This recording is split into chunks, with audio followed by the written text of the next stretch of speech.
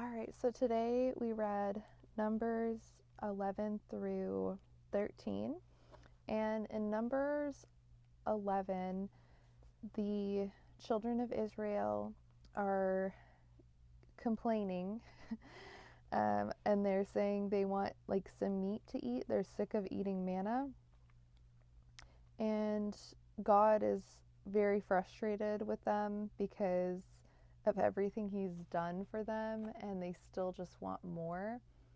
They're not grateful, it seems, and he says they're lusting, so they're, you know, lust or being greedy for what they want, and essentially just throwing a fit, right? Like a little one throws a fit, and then Moses gets really upset because they're crying to him and he can't really do anything. And then he feels overwhelmed because of the burden that he has to bear, leading all of the people by himself and having to intercede for them all by himself. And it sounds like there's lots and lots of people. So that is, that is a very big burden to bear. And he cries out to God, and he tells him, I would rather die than keep carrying this burden. It's too much. Why did you do this to me? And then God immediately has a plan, and he tells him to get 70 men to help him. I'm like, that is crazy. That I mean, that seems realistic for thousands of people. Maybe they need a little bit more, but going from 1 to 70 is crazy. Like, it's, to me, I just imagine like you're leading a whole, well, I guess it's like leading a whole nation, but thinking about it from like a workplace perspective, it's like Moses is doing the work of 70 people. So I thought that was funny. But and then another thing I was thinking as I was reading this, because God immediately addresses it, right? It reminds me of Matthew, where Jesus says, ask and ye shall receive, seek and ye shall find, knock and the door will be open to you. Because it's like, if we don't ask, then we don't receive. So if I hope that speaks to you today. I'm thinking, that is a lesson. If I'm, feeling overwhelmed, or I feel like something's too hard, I honestly need to ask for help, right? In order to get the help that I need, because I struggle with asking for help. I don't know about you, but yeah, so I thought that was a good message speaking to me today.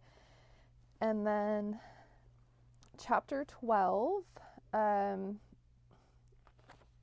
guess Miriam and Aaron are having a disagreement, and God does not like it. So he strikes Miriam with lepers, and then they beg for her to get better. And the Lord says, if you have a disagreement with your father, then you do need to take some time away from everyone to reflect on the disagreement. So he tells her to be separated from the camp to reflect on her rebellion towards God and take it as essentially a rebuke.